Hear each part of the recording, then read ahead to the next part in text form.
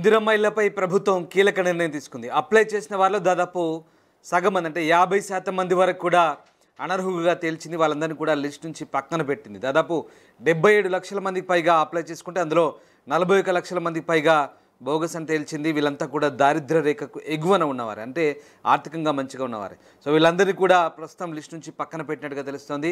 ప్రతి నియోజకవర్గానికి 3500 చొప్పున ఇల్లు కేటాయించబోతున్న ప్రభుత్వం ఇక ఇళ్లకు సంబంధించి L1, L2, L3గా ఇలా జాబితాల వారిగా విభజించి ప్రస్తుతం ఇళ్ల కేటాయింపు చేస్తున్నట్టుగా తెలుస్తుంది. సో మొత్తం మీద 41 లక్షల మందికి పైగా ప్రస్తుతం అనర్హులుగా ప్రభుత్వం గుర్తించినట్టుగా తెలుస్తుంది.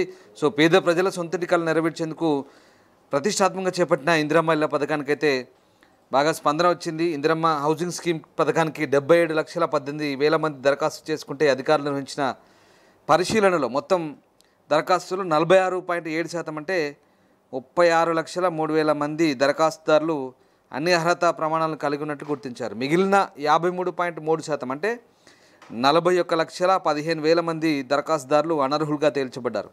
వీరంతా దారిద్ర్య రేఖకు ఎగువన ఉన్నవారు, అంటే బీపీఎల్కు ఎగువన ఉన్నవారని అధికారులు గుర్తించారు. ఇక అర్హులు అనర్హుల వివరాలను గృహ నిర్మాణం శాఖ L1, L2, L3 అనే 3 ప్రత్యేక జాబితాలుగా వర్గీకరించింది.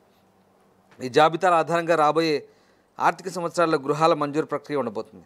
ప్రతి ఆర్థిక సంవత్సరంలో ఒక్కో నియోజకవర్గానికి 3,500 ఇళ్లను మంజూరు చేయాలని ప్రభుత్వం లక్ష్యంగా పెట్టుకుంది. ఈ లెక్కన రాష్ట్ర వ్యాప్తంగా ఏడాదికి దాదాపు 4.5 లక్షల ఇళ్లను మంజూరు చేసే అవకాశం ఉంది. ఇక ఇళ్ల దరఖాస్తుల సమగ్ర సమాచారాన్ని ఇందిరమ్మ అనే ప్రత్యేక మొబైల్ అప్లికేషన్లో నమోదు చేశారు. ఈ యాప్లో పొందుపరిచిన నిర్దిష్ట మార్గదర్శకాల ప్రకారం అన్ని కోణాల్లో క్షేత్రస్థాయిలో నిర్వహించిన సర్వేతో పాటు ప్రభుత్వం చేపట్టిన ఇంటింటి కుటుంబ సర్వే ద్వారా కూడా దరఖాస్తుదారులను L1, 2, 3 జాబితాలుగా విభజించారు. ఈ విభజన దరఖాస్తుదారుల యొక్క ఆర్థిక స్థితి, సొంత స్థలం కలిగి ఉండడం, ప్రస్తుతం నివసిస్తున్న ఇల్లు యొక్క స్థితి ఏ రకంగా ఉందనే అంశాల ఆధారంగా జరిగింది. ప్రారంభంలో రూపొందించిన జాబితాల ప్రకారం L1 జాబితాలో దాదాపు 23,05,000 మంది దరఖాస్తుదారులు ఉన్నారు. ఇక ఈ జాబితాలో ప్రధానంగా సొంత స్థలాల నుండి ఇల్లు లేని నిరుపేదలను చేర్చారు. సొంత స్థలంలో పూరిళ్ళు, అలాగే మిద్దెలు లేదా రేకులు ఇల్లు కలిగిన వారిని కూడా ఈ జాబితాలో పరిగణించారు. ఇక L2లో స్థలం, ఇల్లు రెండూ లేని నిరుపేదలను చేర్చారు. ఈ జాబితాలో 21,44,000 మంది ఉన్నారు.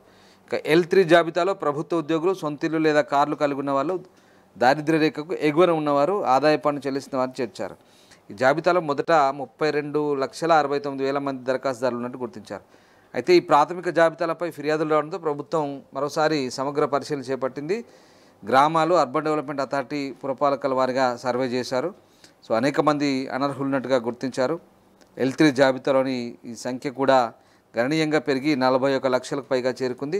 నిబంధనల ప్రకారం L3 జాబితాలో చేర్చబడిన వారందరూ కూడా అనర్హులుగానే చెప్తున్నారు.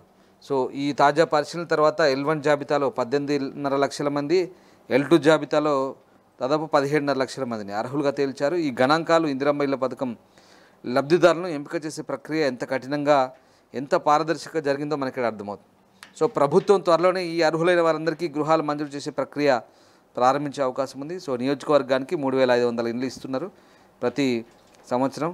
మొత్తం మీద ఈ సంవత్సరం రాష్ట్ర ప్రభుత్వం ఓవరాల్గా 4.5 లక్షల ఇళ్లను మంజూరు చేసే అవకాశం ఉంది. ఆ రకంగా చాలా స్ట్రిక్ట్గా సర్వే చేసి ఎవరు అర్హులు, ఎవరు అనర్హులు అనే విషయాన్ని ప్రభుత్వం తెలుస్తోంది. ప్రపంచంలో ఏ మూల ఏ క్షణం ఏం జరుగుతుందో వేగంగా తెలుసుకోవడానికి తొలి వెలుగు వాట్సాప్ ఛానల్ని ఫాలో చేయండి.